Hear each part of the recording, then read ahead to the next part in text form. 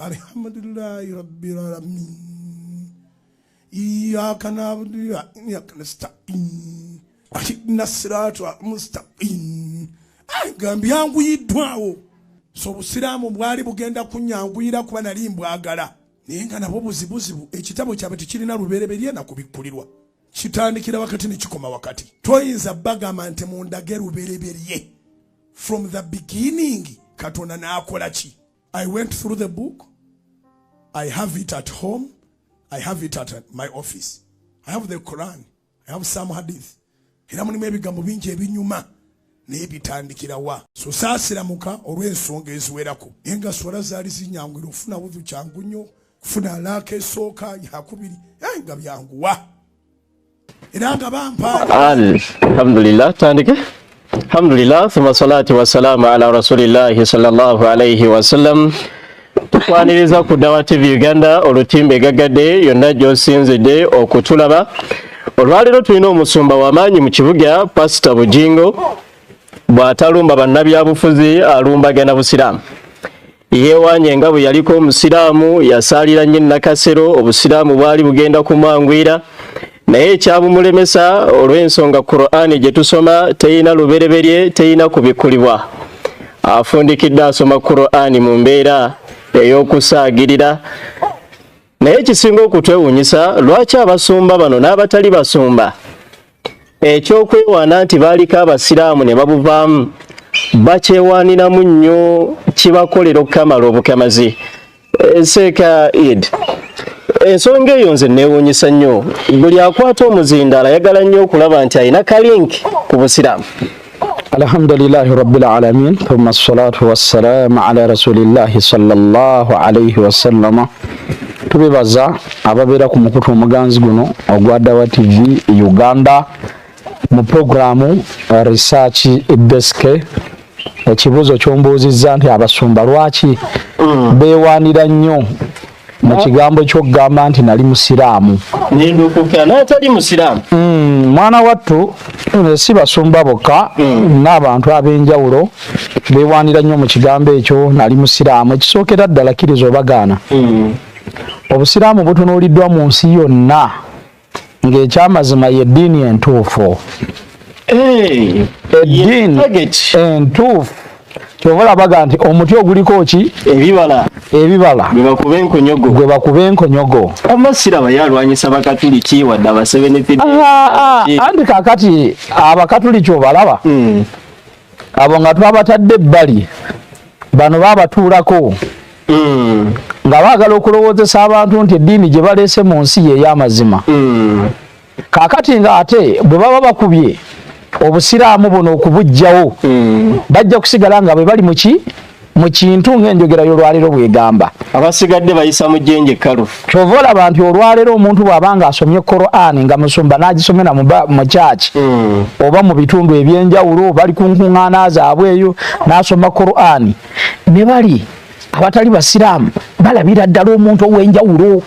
Abeera wanjawulo abeera wa bbeeyi aba wa kitiibwa. Balabira ddala omuntu ow'enjawulo asomyeyo okaawo aya za Qur'ani newankubadde nga asomye Ludica balabira ddala kiki kubanga kino ekitabo kya njawulo obusiraamu bwa njawulo. Kyova olaba oli buli lwayogera bw'ati aga nali musiraamu nasiramuko nga bw'omuwulidde ayogera nensaalamuko ne bampaana waana naye nga ffe tetulinayo muntu asaala ne tumugamba gugundi ng'osadde bulungi ate gwe n'ogundi ate osadde bulungi nnyo kwegamba olabira ddala ng'abantu tolina kyabbagamba. Tolina kyabbagamba. Nze kyembagamba omuntu tolina kyabbagamba. Kyova olaba atuuka mu kyaki n'agamba nti nsanyusa obbalaba. Ffe muzikiteri yagenda kugamya musanyusa okukulaba. Osanyuka ki? Bw'ozze kusinza Katonda wo bw'onoogaana okumusinza egyo miggojo. Era beewaanira ku nnabbi nti ffe tusiraamuse. Ate bakwenyumiriza akola obusiraamu. Allah yaba abasaasidde. Obusiraamu buyamba ggwe nga ggwe.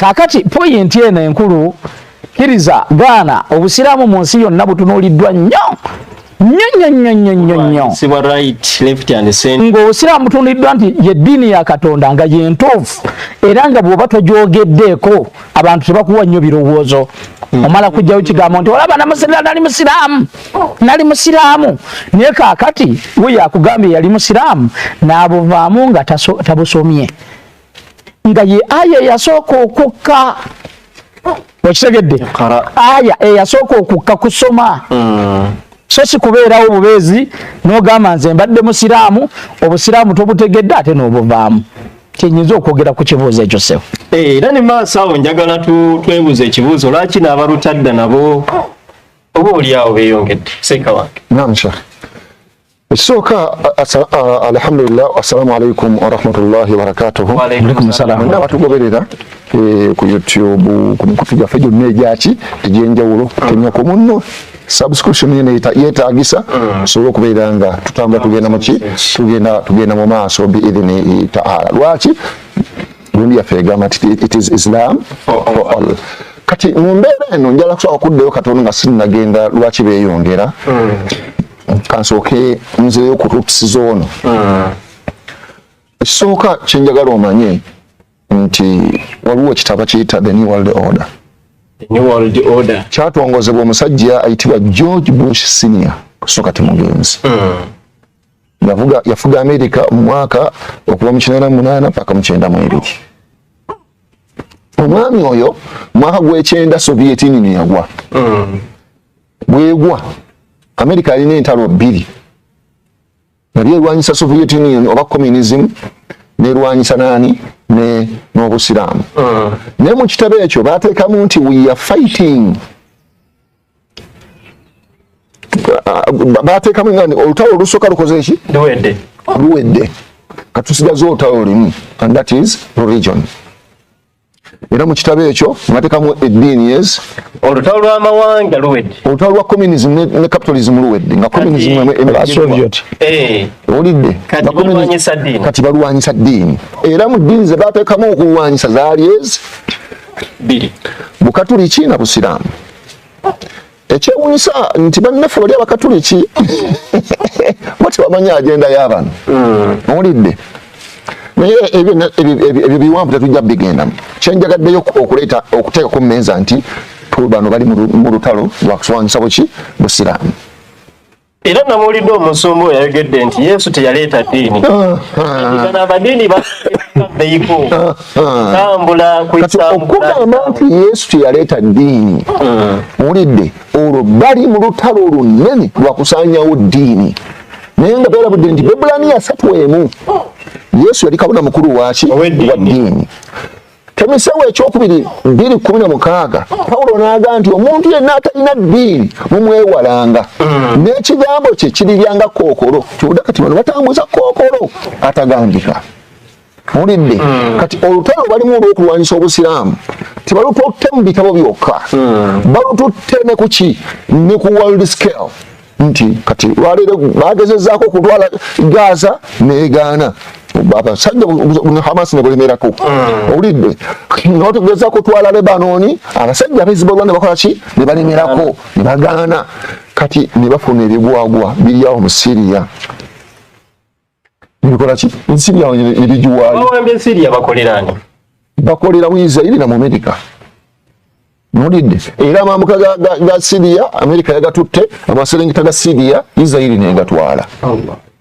owulidde naye nga olwo olutalo lwonna lunene luwanvu kusaanyizawo kiddala kiyitibwa busiraamu ne lutusiza z'obusiraamu owulidde kati tetwandyagadde kubigendamu nnyo lwaki bakoze eki buli musumba avaayo n'agamba nti nze ndi musiraamu lwaki ekisooka eri bamasters baabwe babalage nti bakoze miki bakola emirimu kagamba onjukiza ne aya eri mu Surat Al-Imran y'ensanvu mu bbiri bagambanga abakafiri nga bagamba bakafiri bannabbi mu bikkirizo ebyo aminu billadhina amanu wajha an-nahar zila ala alladhina amanu wajha an-nahar wakfuru akhira la'allahum yarji'un tegerekese bulungi babikola emisana babeera basiraamu mubiveemu babivaamu mbu kati projekiti nnene sponsoringibwa okuvira ddala mu America erimba abaki mu ba Illuminati ba first class Illuminatism abaagala okusanyawo ekitibwa kiki eddiini owulidde kibudde buli omuntu akuba n'akuba ntalina ddiini oyo muganda wange oba osomera Bayibuli noonya wootera abaatuukiriza the new world order baagala kubagirawo ddala awasinziirwa abo baagala bakoze eki awasinziirwa ojjukira n'ebyama bye Pawulo yabyogera obijjukira bwebiri baagala okutujjawo awasinziirwa abo baagala awasinziirwa ekyo nkijjukira naye simanyi bulungi genda okisome mu Bakolinso ekyokubiri wemba nsoma wennyini essula 17 essula 11 Abakolinso ekyokubiri 11 asoma olunyira 12 agamba bw'ati agamba tuwulire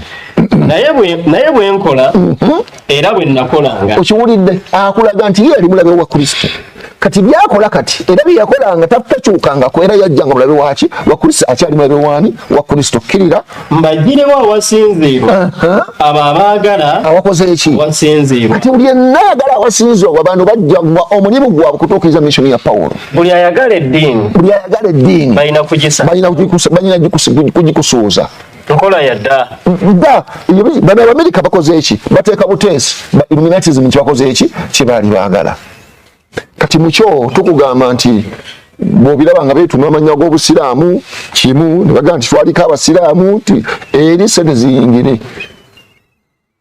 owulidde eno bafune sente zeyongere babeere nga batuuka ne mu censorship ne bagamba nti ima abasiraamu basigadde millions 6.5 nga erimu twali mu 13 eyo byonna kati wenzira mu kibuuzo kyokoze eki kyosembezaayo kyogambye nti lwaki abalutadda beeyongedde tebeeyongedde wangi nga abasajja baabo baali basiraamu example yiyo yasiraamu kabyadda nedda ali muzajja just wabeerawo pressure y'okubeera nga obanjibwa Pentagon kati ng'oteeka okubuzaabuza nga tolina kyagamba abantu ogera amazima kubanga gujja kulowoozesa gw'olowoozesa abantu mbu kyolimu kye kituufu nti obulokole bwe butuufu naye ng'olina n'essaala z'osaba tugumbula ddala omuntu bw'aba nga mulokole byabikola kye tubagamba nti ku nsi eddiini entuufu eryaki abasajja batuukiriza Bayibuli kyeyayogera yagambye etya eyo saa tumanyi weeri Mukama atandika okutugumbula ya Rabbi abalabi baffe emirambo tegiva tugumbula tumugisoma kati omusajja ono ye tumumunenya kyenjabadde nga tunagenda kulunyiririro emirambo giva mu mayumba ga luteeke mu kyemba awo mu Zabbuli essula ya 19 Zabbuli 19 naye nga kyenjagadde okulaga nti bano abasajja era mission esigala kiki yemu bano balokose ffe twagendako mu studio z'abasajja abo ne batugobayo bugobi naye nga buli lunaku buli lwa Sunday tuva mu studios batula okulokoka bo bennyini ne baddamu ne balokoka bo bennyini nga lwa Sunday balokoka olwo nga bava mu busiraamu naye ekyo tekivangawo balokoka buli lunaku nuuza okirabye ne bwakuba olukuŋŋaana ne bwabeera ku rediyo agala okulokoka ateeka omukono gwe ku rediyo n'enkya bwatyo n'ateekako era kati okitegedde olunaku balokoka bulwolaba nga bagize bati ngolooza abantu bakoze eki balokose ate namanya bakoze eki bageetuuma abanya bageewa baleeta incidence eraga nti baali basiraamu eri basigale nga sente bazikoze eki ziyingira kiringa gwolaba omuchina olaba gurupu y'abachina owulidde bulaba nga abantu bakoze eki bafaanagana tuli fenna kati n'abazungu bati batulaba abaddugavu abantu bakoze eki amakulu ono ne bwalokoka emirundi balabanga balaba banyaga gwagwe mulimu gwabwe segagenda soka nsomereza muri 19 19 layini yakomeke 19 tandikirawo agamba bwati tosirika ayi mukama gwe ntendereza kubanga akamwa k'ababi n'akamwa k'obulimba bakanja samidde boogedde nange n'olulimi olulimba era banneetooloola ebigambo eby'okukyawa negenda ku lw'omunaana agamba ku budde ennaku z'ebibe entono omulala alye obukulu bwe abaana be babe nga tebalina kitaabwe ne mukazi we nnamwandu abaana be babe mmomboze waggulu kusa ku nnyiriri lwokutaano oba kuba otandikira ku nnyiriri lwokutaano owulidde basaba biri byere era bansasudde bubi olw'obulungi n'okukyawa olw'okwagala kwange omuseeko omuntu omubi omulabe ayimirirenga mu mukono gwe ogwa ddyo omubi omulabe bamusabira abeerenga mu mukono gwe omusango afulume nga gumusinze era okusaba kwe kufuuka ekibi ennaku ze zibe entono amakulu afe mangu omulala ali obukulu bwe abaana be babe nga tebalina kitaabwe ne mukazi we namwandu abaana be babe mmomboze basabirizenga banoonyenga emmere omusajja Saara yagijjaawo kumbi bulijjo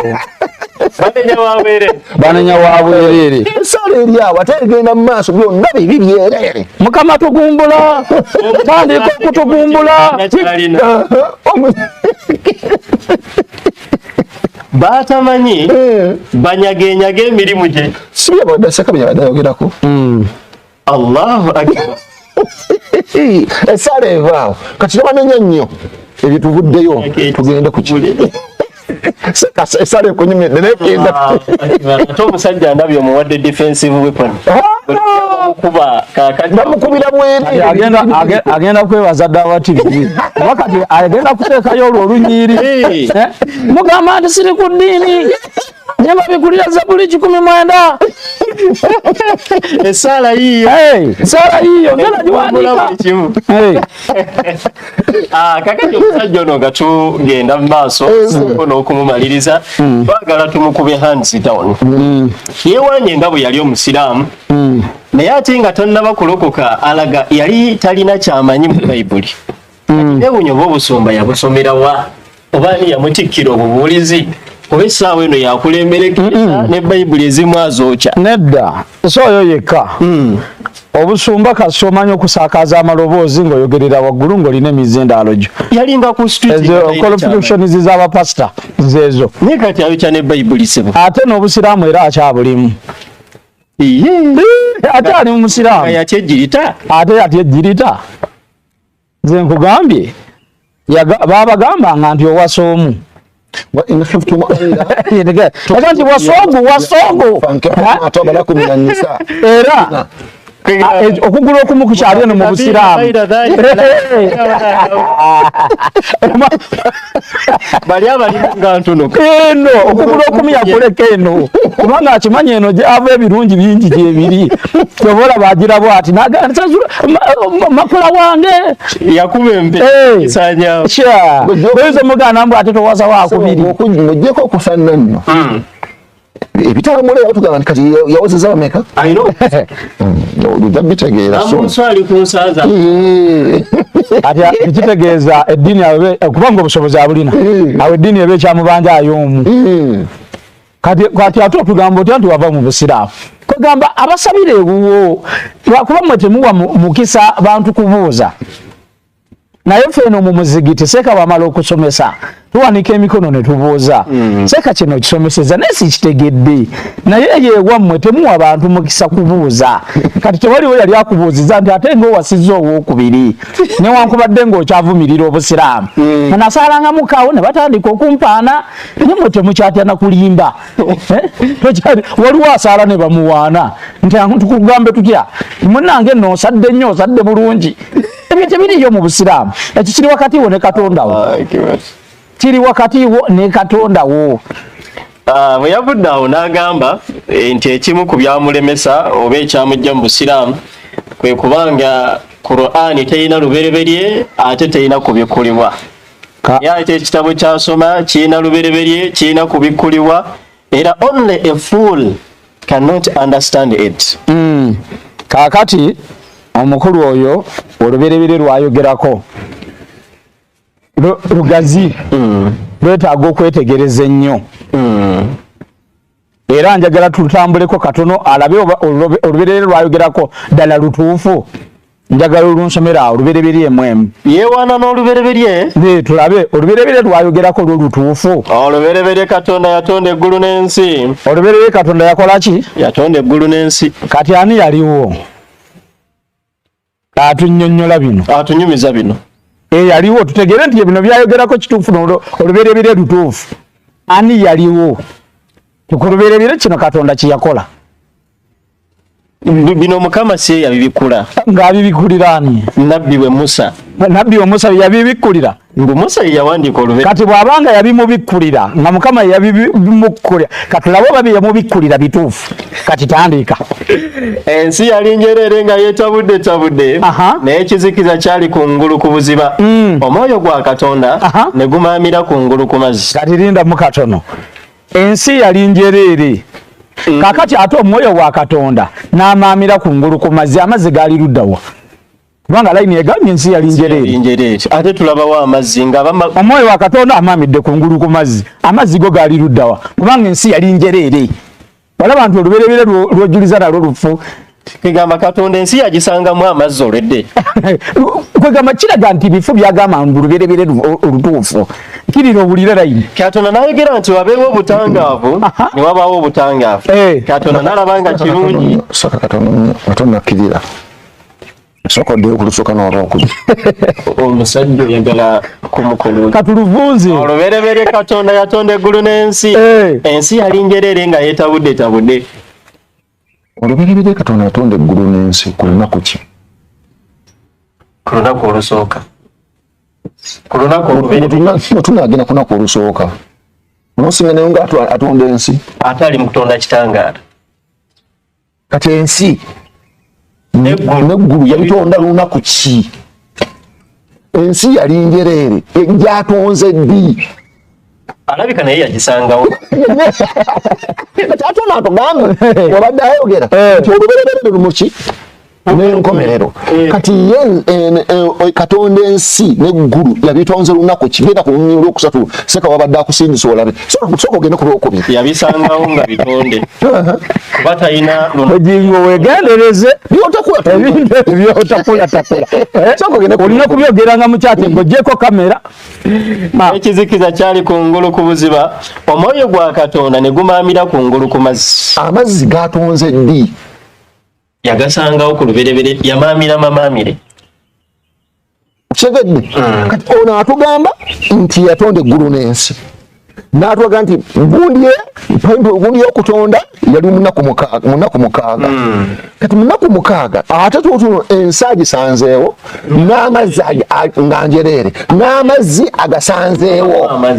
Bwe mubeeramu amazzi beekyali njereere. Weewuunyisa bw'onoogenda ku nnyiriro olw'omunaana bwe bajja okukulaga gwatonda ate amazzi. Abasomesa bakkirire owulire embooko ze ziri awo. Kyayita olubereberye. Wabaawo obutangaavu. Ne wabaawo obutangaavu. N'alabanga kirungi. Katonda n'ayawula wakati obutangaavu ne Katonda alabula nga kirungi. Yatonda tamanyi nti kyatonda kirungi oba kibi. Yekanga bwekanze kino kirungi. Katonda n'alabanga kirungi. Katonda kyono ensi n'eggulu ensi agisanzeewo n'eggulu agisanzeewo. Atandise okujja okwako byatonda ntegerekese bulungi n'aleeta omwoyo gwe n'aguteeka ku mazzi gasanzeewo. Olidde ng'ate n'ensi kiki njereere. Tuli ffenna kati wazze okutonda yalowooza ensi njereere. Yali akyatambula n'ava ku mazzi. Kati kirira. Katonda n'alabanga obutangaavu bulungi n'ayawula wakati mu butangaavu n'ekizikiza. Obutangaavu n'abuyita emisana. Lindamu n'ayawula wakati w'ekitangaala n'ekiki n'ekizikiza. Akyawuza ki? Twagala okumanya awo gy'emiggo gye giri wansi awo. Yayawula atya wakati w'obutangaavu n'ekizikiza?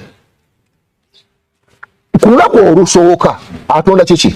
kitangala nacha ng'ate kitangala kizze ng'asanzeewo kiki ekizikiza yali mu nzikiza ekizikiza kino kyo kyavaawa era ani yakitonda kyasanzeewo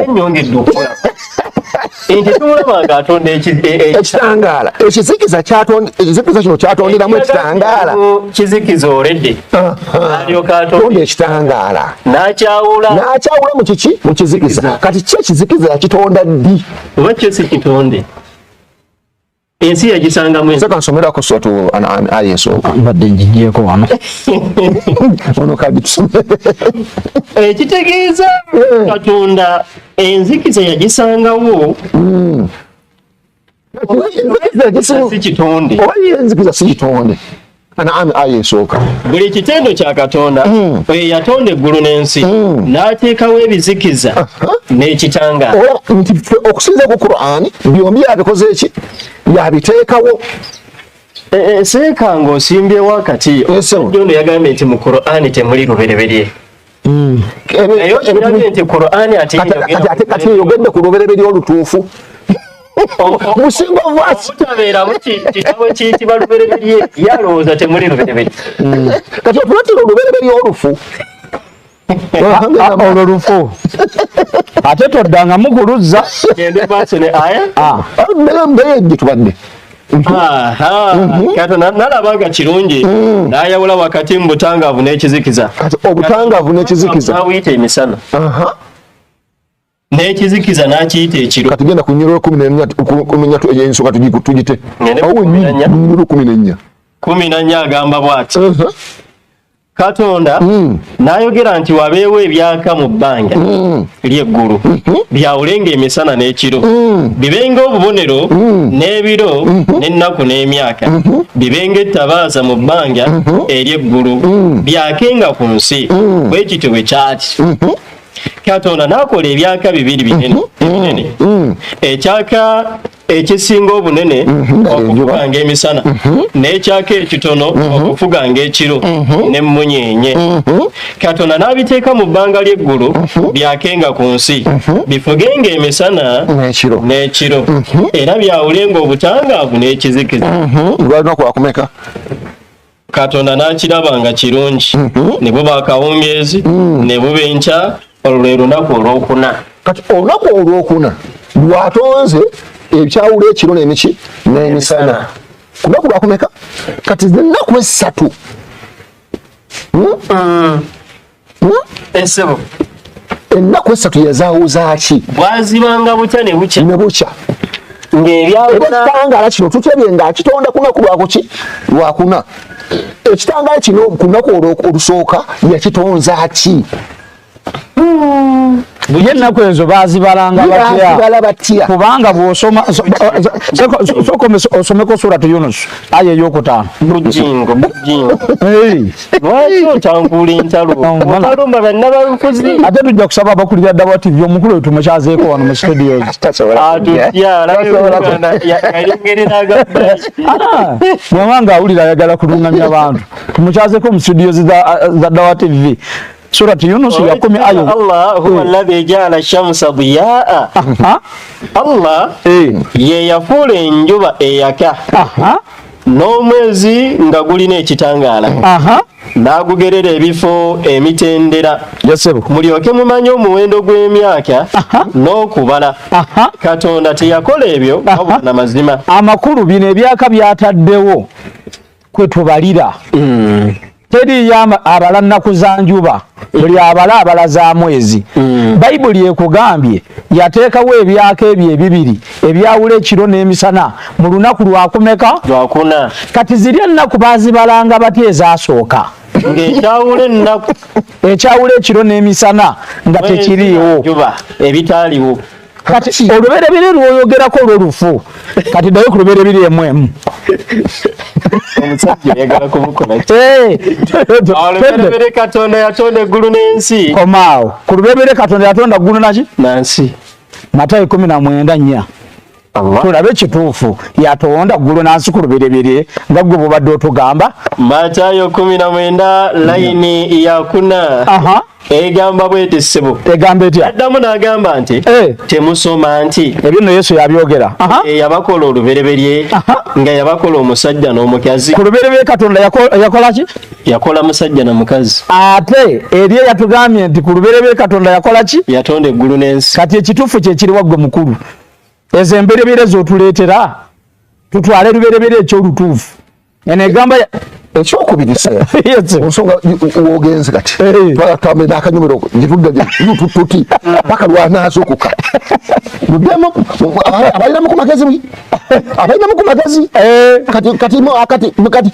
kati mugafunye amagezi gakomyewo kati kusubira ngakomyewo 26 wano nyini lubereberye na 26 lubereberye Katonda n'ayogera nti tukole Katonda n'ayogera nti tukole omuntu mu ngeri yaffe mu kifaananyi kyaffe bafugenga eby'omu nnyanja n'ebibuuka waggulu n'ente n'ensi yonna na buli ekyewalula ku nsi. Kati nsooka olunyiriri olwo Katonda yennyini yasooka n'akubamu ebituli sooka onzirireko mu Isaaya ku lubereberye Katonda ye kennyini ataakuba mu lubereberye emegambe tukole kiba kiri agambye nsomera Isaaya 43:21 Isaaya 43:21 agamba bw'ati agamba abantu benneebumbira nzekka bolesenga ettendo lyange wabadde atonda agamba kiki tukole era babaga nti abo baali bangi Katonda babagattira Katonda bagatta eryanyi ne bakola omuntu kati ate wanaga nti abantu nabetondera ki nzekka olulufu 26 Allahu akbar eno bagiyita the research desk agamba Katonda n'ayogera nti tukole omuntu mu ngeri yaffe mu kifaananyi kyaffe bafugenga eby'omu nnyanja 27 Katonda n'atonda omuntu mu ngeri ye mu ngeri ya Katonda mwe yamutondera omusajja n'omukazi bwe yabatonda omusajja n'omukazi balina kuba kumeka lwa mukaaga situbali fenna bala yesuula Katonda n'abawa omukisa Katonda n'abagamba nti mweyongerenga mwalenga mujjuze ensi mugirye bala Yesu yeggwera lunyiri olusembayo Katonda n'alaba buli kyakoze era nabanga kirungi bwe nga asembye okutonda muki ne buba akawungezi ne buba enkya olunaku olw'omukaaga okutonda koze eki kuwedde so kiri biwedde kati genda mu ssuula ey'okubiri biri emu ebiggwa okukola eggulu n'ensi n'ejjeryamu yonna so kiri mukoze eki biwedde soma olunyiri olw'omusanvu agamba bw'ati Mukama Katonda n'abumba omuntu n'enfuufu y'ensi n'amufuwa mu nnyindo omukka ogw'obulamu omuntu n'afuuka omukka omulamu kati atubuulire bugingo ku baana ababiri Adamu yaani oli gwe baatonda ku lw'omukaaga okutonda nekuggwa nona gwatonze okutonda koze eki gwe batonze mu nfuufu y'ensi ku bombi Adamu yaani nze kankuddemu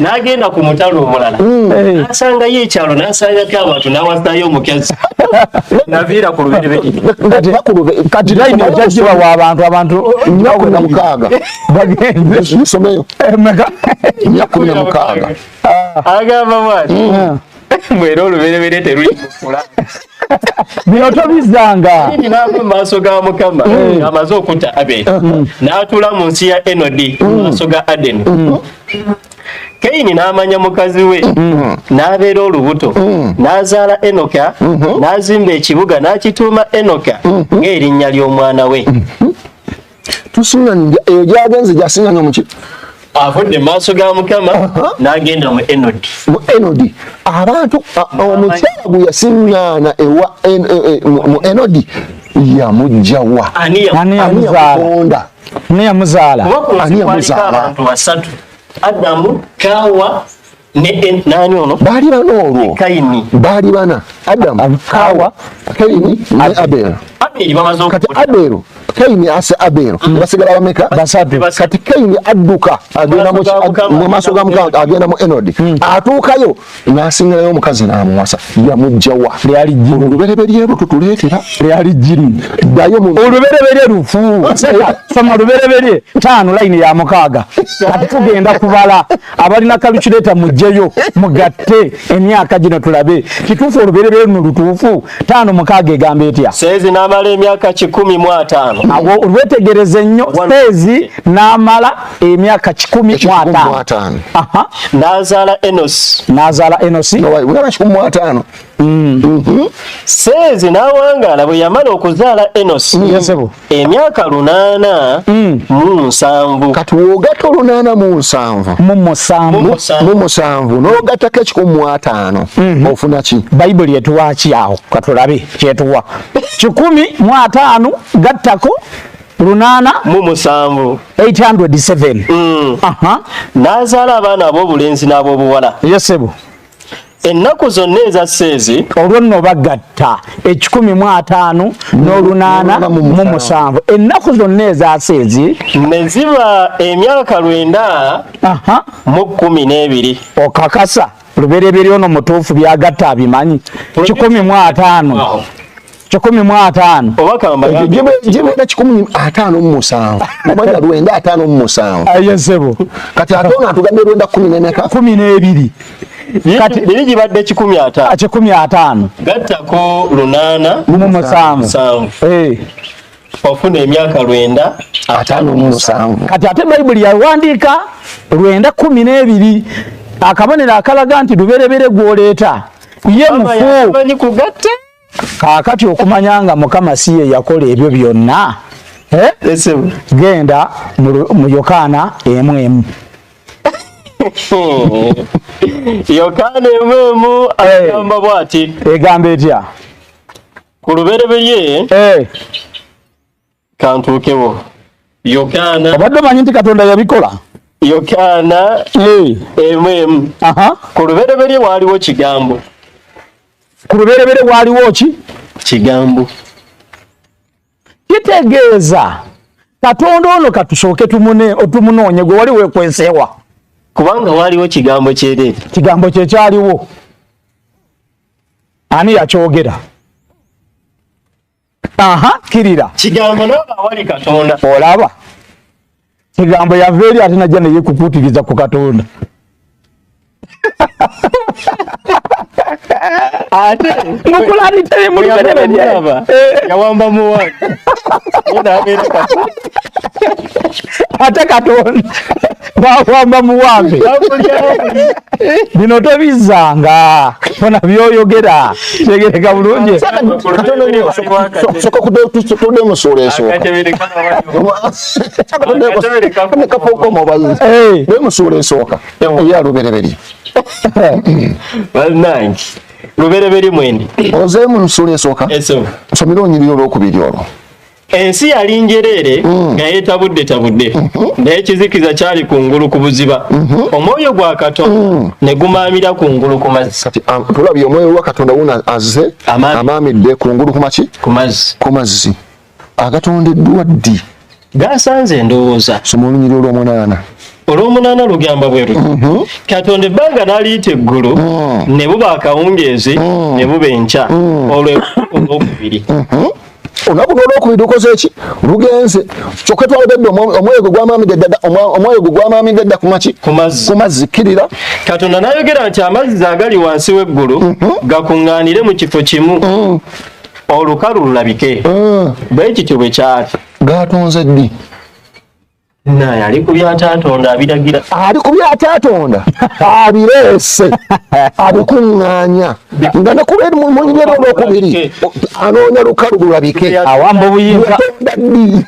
awamba obuyinza yali avumbu kakati yagenda okugjamu amazzi n'alengera olukalu bagezaako okutugamba nti ebigambo bino byonna Katonda yabibikulira Musa era nga bagamba nti Musa ye yawandiika bino olubereberye era nga bagamba nti Musa alinamu ebitabo 5 omuli lubereberye okuva okubala abaleevi n'ekyamateeka olwokubiri ddala kituufu Musa gwe wawandiika bino bansomereko ekyamateeka 3 mu nnya layini ya 5 tulabire ddala kituufu Musa ye yawandiika bino nga bwe bakakasa nti ekitabo kya Musa kye bayita ekyamateeka nga yennyini yawandiika yakubadde nga Katonda Musa amuwa ebitabo 5 era nakyo tujja kukitunuulira awo Musa omuddu wa Mukama olira Musa bw'awandiika n'afiira eyo mu nsi ya Mowaabu gwe bw'ofiira awo mu kyaki yo eyo simanyi Kananirandi gwe bw'ofiira awo Kananirandi osobola okuwandiikira abeewammwe nti nzuuno nfudde mujje munzijewo kubanga bino byonna obwedda bye tusomamu bya Musa nga yaripootinga ate nga mutulaga yebika kyenkubuuza nti gwe bw'ofiira wano ku Daawa TV ng'owandiikira abeewammwe nti munkime nfudde kubanga egambye awo omuddu wa Mukama Musa n'afiira eyo mu Mowaabu ani awandiika bino nti Musa mu Qur'ani temulimu aya eraga nti omubaka Muhammad sallallahu alaihi wasallam nti yafa teriyo ebeera kubeerayo gye mwali badde mukwata mistake nti kitya obubaka bwakkiranga kuyenga mulamu naga nti Katonda agambye mukole bwe muti naye bw'abanga amaze okufa wateekwa okubeerawo abaripootinga abalala naye mwe mutukakasa ndi Musa bino yabyogera baliyo obubaka kuva wa Katonda kati Musa yali atubulira gy'afiiridde okimanyi nti yamala okufa ekitabo ne kisigala nga kiwandiikibwa ate ng'akiwandika ye Musa ng'ate mukuba maze n'omuziika bajja tugamba tewamanyi Joswa yakimaliriza kati Joswa kati kya Musa oba kya Joswa kibeera kya Joshua kitegeeza buli omuntu ogugamba nti ekitabo kya Musa ekyamateeka olwokubiri ne Joshua ekitabo kya Musa ne Joshua weegendereze omwami ono yayogedde ekigamba Seeka n'agamba nze nina hadithi awo mu ofiisi nina ne Qur'ani mu ofiisi kati kankuwe message ebyo byolina okubeera nabyo bikuluŋŋamye kubanga tugenza okukola okunoonyereza nga teriyo nabbi yenna mu bannabbi abajjudde mu Bayibuli eyali ayisizaako ekigambo kye mu kamwa ke nti Bayibuli taliyo bano be bakyatula teri nabbi n'omu yayita Musa mwali omwo ebitabo obwedda tusoma bya Musa tayogeranga ku kigambo nti Bayibuli ne Yesu gwe bakulembeza kati Qur'ani beera naye ekuluŋŋamye ogisome ekuluŋŋamye byebitabo mulina okubeera nabyo kubanga tewaliwo nabbi wa Katonda n'ogu eyali ayisizaako ekigambo kye mu kamwa nti Bayibuli ekyokubiri nga tukyanoonya n'erinnya ettuufu eri ekitabo ekyo likyatubuze kubanga bw'ogamba nti Bayibuli lubeera Luganda Yesu lwataayogerako bw'ogamba nti Bayibuli lubeera Luzungu Yesu lwataayogerako bw'ogamba nti Bibiliya lubeera Luswayiri Yesu lwataayogerako bw'ogamba nti Bibuli ng'aba naffe Abanyankole bwe bagiyita ate Yesu teyayogera ku Lunyankole kati linnya ki ly'oyinza okutuuma ekitabo kino ne bw'obanga oyimiridde ekyayina mu ggwanzo n'oyogera erinnya eryo ne bamanya nti oyogera ku kitabo ekyo olaba neyakuwa yennyini takyogerangako neyakuwa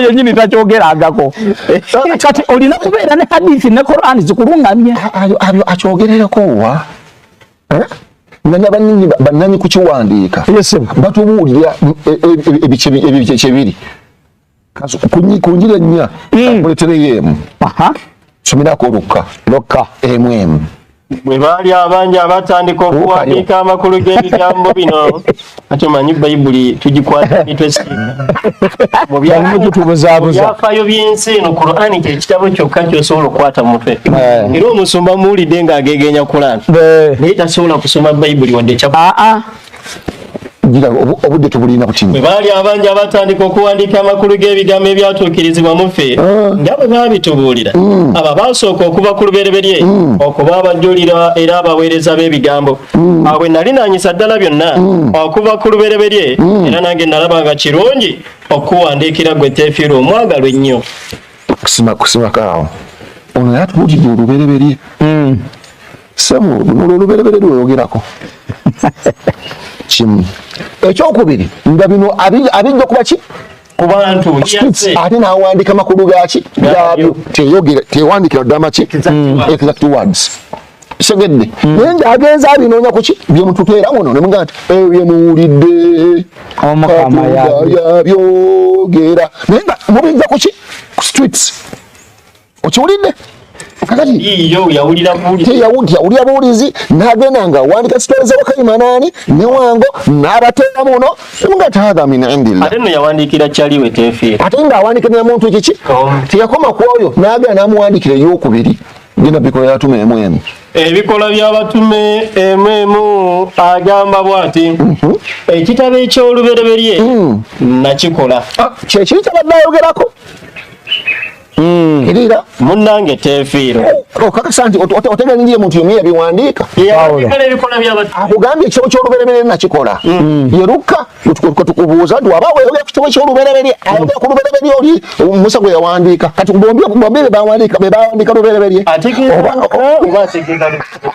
lubereberye Luka ne Musa bawandiike lubereberye agambye ekitabo ky'olubereberye nakikola bamunyumiza binyumize ate ekitabo ky'olubereberye nakikola kati amagezi gasse tovola ababayibuli yagamba kikubireko mu ngalo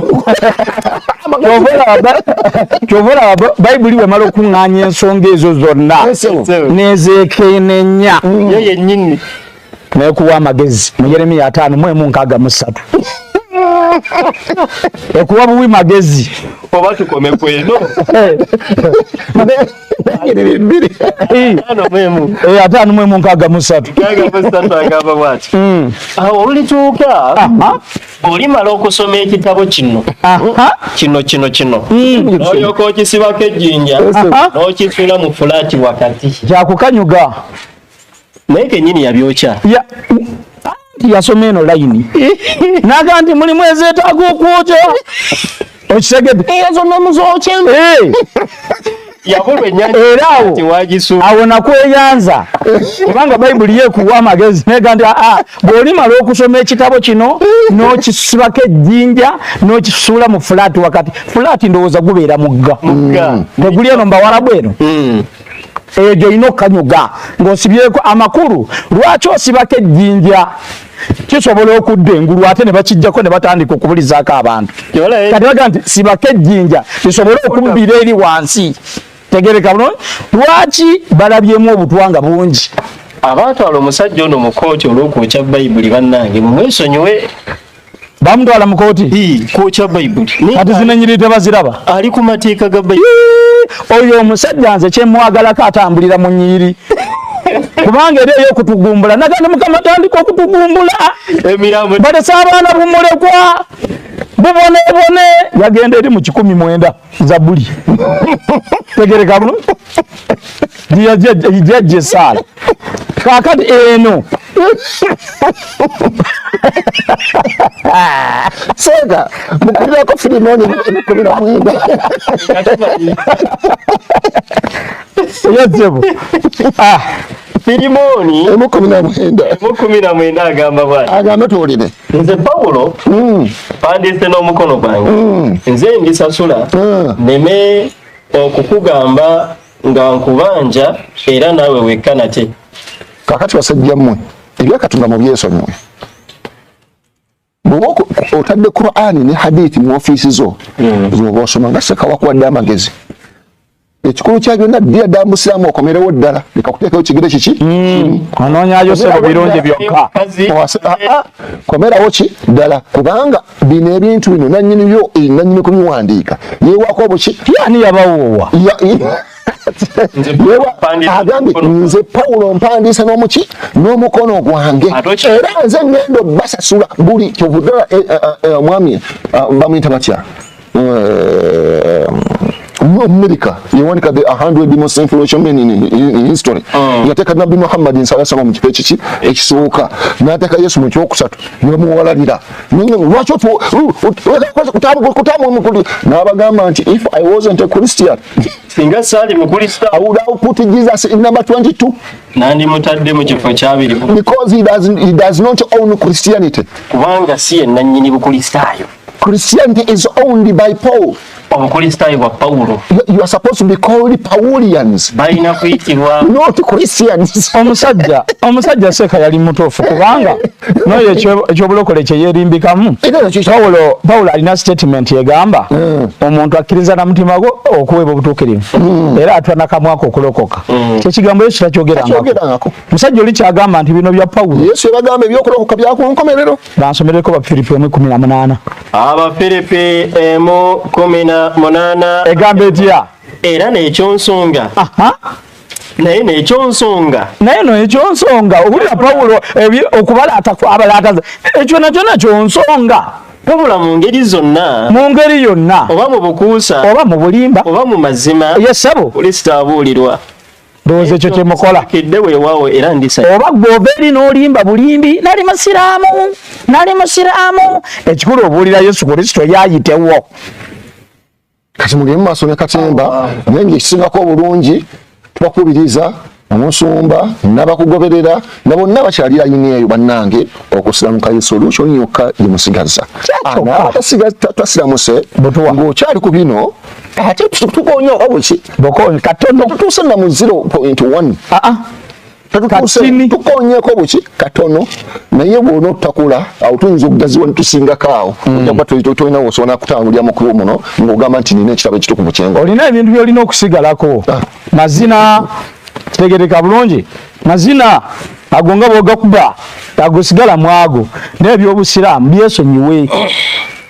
Tetulina budde bwe tulina bwa kigambo ekikugamba nti siramuka kubanga Qur'ani gy'ogambye nti gy'obeera nayo kkiriza Allah akuwa obuluŋŋamu bwayo oluŋŋamire ddala. وهذا السلام عليكم ورحمة الله وبركاته. وعليكم السلام ورحمة الله. تتونا شبكة لكم بغامبا السلام عليكم ورحمة الله وبركاته. وعليكم السلام ورحمة الله وبركاته. نينا آية جيمبا دنونيا وانو musule ya birimo mukyaga nga Allah agamba nti bw'ati bwe yajingiza Qur'ani aya ya bibiri kadhalika salaknahu fi qulubi al-mujrimin. Abasinga obungi naddala mu Bayibuli bangi basoma aya eno nga tebagitegeera. Allah agamba nti bwe kityo bwe twajingiza Qur'ani mu bifuba by'abaki by'abatakkiriza by'aboonoonyi. Omusumba ono bwe mwetegereza si musiraamu naye asoma Qur'ani alinga ye yagissa. Lwaki Allah Qur'ani agissa mu bifuba byabwe bagitegeere bagaane buganyi. Kyolira Bayibuli eno olinga agamba mbu etegeerwa baliko omwoyo bokka. Amakulu ataliiko omwoyo talina mukisa gutegeera Bayibuli. Katonda aba atadde limiti mu kutegeera ebigambo bye. Ati wano waliwo muwala wange aliyo naye Allah yamugezaako ennaku ezo yasoma aya eyo naye ati naye Qur'ani ogisoma afala tadabbaruna al-Qur'an am ala qulubi aqfaluhum. Nti Allah afana ja'al muslimina kal mujrimin malakum kayfa tahkumun. Tuyinza okufuula abakkiriza abasiraamu nga bafaanana nammwe aboonoonyi. Kati mmwe aboonoonyi Allah bateekako Qur'ani musobola okubeera nga mukoze eki nga mugitegeera we munaagaana nga mugimanyi. Nti ayeddako eya 2:1 eddako wali aga tebajja kugikkiriza. Tusa lwe balira bibonyo ekyokubiri kyenjagaddemu nga mmaliriza Seeka nti Qur'ani kyekitabo kyokka omuntu kyasobola okukwata mutwe. Tewali musumba ne bw'aba aliko emyoyo 10 bwe bagamba nti baliko omwoyo asobola okukusomera wadde lubereberye yokka emwemu n'agikumalirako taliiyo nga bwe beewaana nti baliko omwoyo muki. Era Bayibuli eyo gy'olaba n'ogeza ogibajjako n'ogyokyanga bw'atera okuzookya tebasobola kuwandiika Bayibuli ndala. Naye ate nga baliko omwoyo nga mwoyo oyo bamuyita Katonda. Naye ate Qur'ani kyekitabo kyokka ekikwatibwa mu mutwe ne tukisoma nga tetutunuddeeko. So na bwe kityo tukweyanziza okwolesa obutamanya wakati mu ndiga zo. Tusaba Allah tabaraka wa taala abalungamye mwenna. Wa barakallahu fikum wa jazakumullahu khairan. Assalamu alaikum wa rahmatullahi wa barakatuh. Wa alaikum assalam wa rahmatullahi wa barakatuh.